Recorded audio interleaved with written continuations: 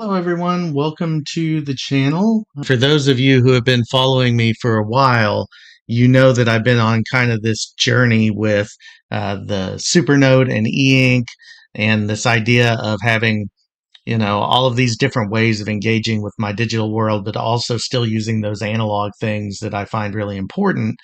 And with Obsidian, I'm actually able to kind of bring those two worlds together in a really good way. I've been in this world a long time of managing information and building relationships and talking to different stakeholders throughout organizations. I've done everything from municipal government to private sector to public sector to higher education. And there's a lot of information that has to flow through a lot of different people and a lot of conversations that have to happen to make projects work and to get things moving in the right direction. And it's never a one person thing. I know there's a lot of different theories on leadership and the way that information moves, but for me, it's all about the relational piece. I think what's interesting here, though, is I'm not a linear thinker, never really have been. I've always had this kind of, I guess you could say, chasing the ball mentality to where I see something, I need to focus on that for a few minutes, then I run and I focus on something else. And that's why I originally started using paper notebooks so I could capture where I was and whatever I was doing and then go back to that later and find it.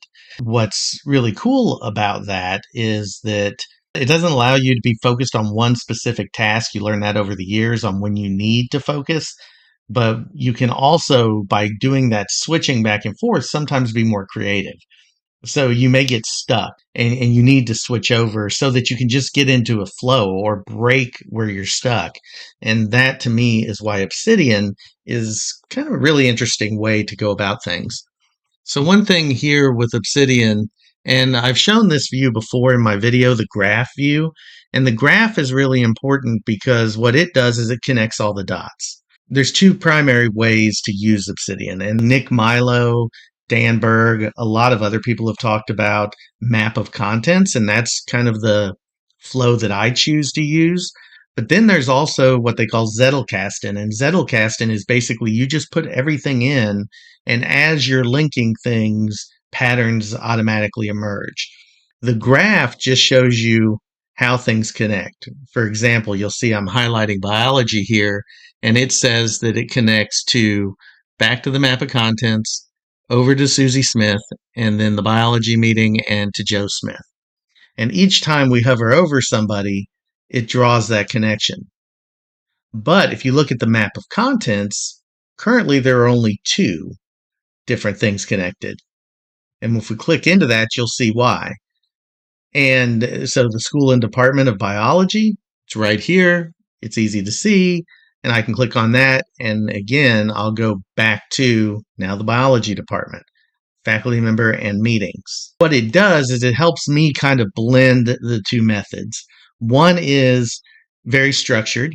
You'll also notice here on the left that I have files. So if I go into university, which is my map of contents, everything that you see on that map of contents is also replicated in my file structure.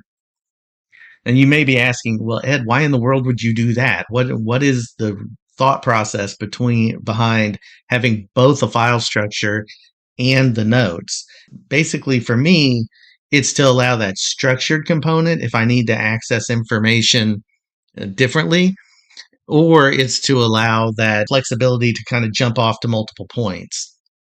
There may be things that don't exist here in the map of contents. So for example, I'll have a primary note, and in that note, you'll be able to see all kinds of different connections. I'm not going to make an individual file for every one of those different connections in a specific folder. So I'm not going to replicate file access. Let's go into faculty.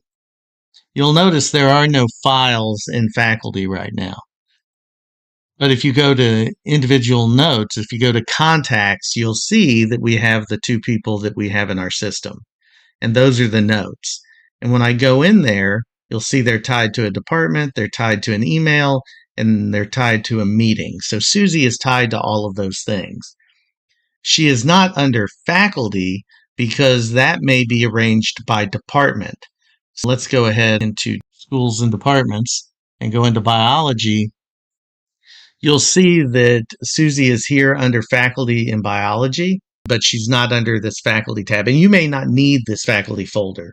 You can set up your structure, whatever's easier for you. And I'm still learning. So I've been doing this about 2 months now. And just to switch over really quickly, I'll show you what my vault looks like in my graph. You'll notice the difference here. And I've got attachments turned on, so you can actually do that as well. Or I can turn the attachments off, and it shrinks the graph a little bit and just shows you the note files. But the idea is that over time, more and more things begin to populate. All of this exists on your device. For example, let's go into this note. And when you go down, you'll see that you can show in System Explorer. And when you do that, it's going to pop up and show you exactly where your notes are. Now, one thing that I use and I find really valuable is the Obsidian sync. I don't have an aversion to paying Obsidian, who's providing this entire product for free, except for add-ons. You don't pay for the product itself. And with Obsidian Sync, you pay a fee, and basically that allows them to move your data between your devices, but then keep a local copy on every device you have. I don't mind paying them to do it because it is seamless.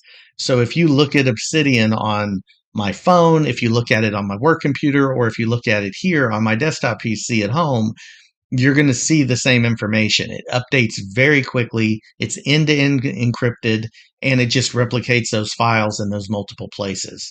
But the idea is that you own, and you can even set your own password key for that encryption. I don't. I allow Obsidian to generate that key, but you can do it, and it works very well. Susie. And again, when I go to this link, it's going to show all of that. But now you'll notice that university leadership meeting also includes this source or this book. You're not just, let's say that Susie is the chair of this committee. She exists twice on this particular note, but what she doesn't do is it doesn't really replicate information, but it allows you to have her in both places. Let's say later the leadership changes.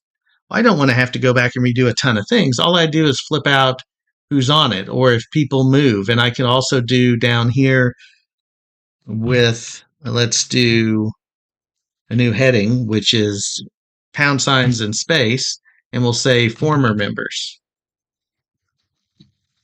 Now that's just a parking lot for now. It's not anything that I'm going to use, but I could always move someone right down to that former member space and then allow them here as well. Now, if I go here, I've now activated this note. And when I go back to my template, I can do a contact template. It's someone internal, so it's an institutional contact. And then I can put in my title. Now, when you go back, wow, look at the graph. It's already started to move. And again, I don't use the graph. I use it mostly to look at connections. I want to thank you. Until later, I will see you soon.